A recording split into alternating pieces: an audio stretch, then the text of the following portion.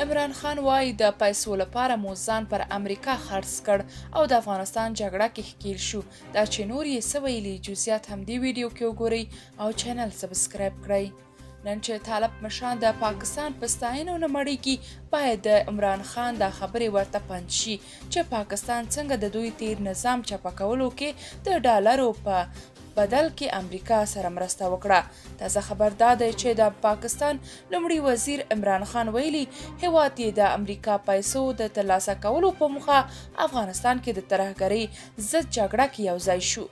نوموړي پرون د خپل ګوند تحریک انصاف پاکستان غړو سره په خبرو کې افغانستان کې د امریکا جګړې سره د یوځای کېدو په تړاو خواشیني څرګنده کړه او هغه یې زیانمنونکې وبلله.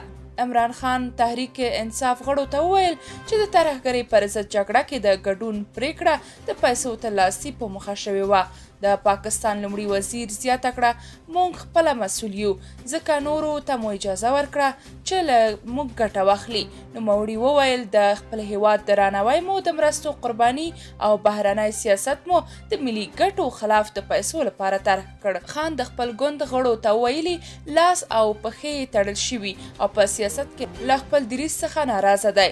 هیره دې نه وي چې عمران خان تر دې وړاندې هم بار او ان امریکا هم ویلي و چې د دوی پوځ ISI د امریکا په پیسو مجاهدین او طالبان رامنځته کړه او په بیلابیلو لارو یې وکارول. هغه ویلي و چې د دوی نظام اوس هم د ترهګریزو ډلو سره اړیکې لري. د یادونې وړ ده چې پر طالبانو تیر امارات پر مهال پر افغانستان د امریکا د برید وروسته همدا پاکستان و چې د ډالرو په بدل کې طالب مشران امریکا ته وسپاره او هغوی ګوانتانامو ته انتقال کړ او ان تر دې چې ملا سلام سیف چې د پاکستان کې د دوی سفیر و هم په ډیر بې عزتي امریکا ته وسپاره. په همدې حال یو شمیر هیوادوال وایي که طالبان رښتیا هم ځانونه افغان بولي نو د پاکستان سره دې خپلې اړیکې وشکوي ځکه هغه کار چې پاکستان دوی سره کړی حتی یهود هم نه دی کړی. تاسو په دې اړه څه نظر لرئ؟ کومنټ کې شریک او چینل سبسکرایب کړئ.